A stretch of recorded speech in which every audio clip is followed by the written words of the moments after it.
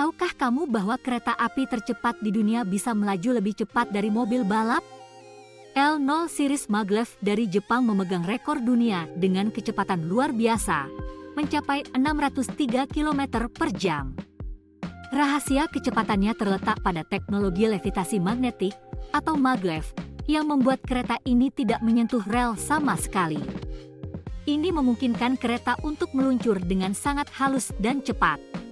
Menariknya, Jepang berencana meluncurkan layanan maglev Shinkansen pada tahun 2027 yang akan menghubungkan Tokyo dan Osaka hanya dalam 67 menit.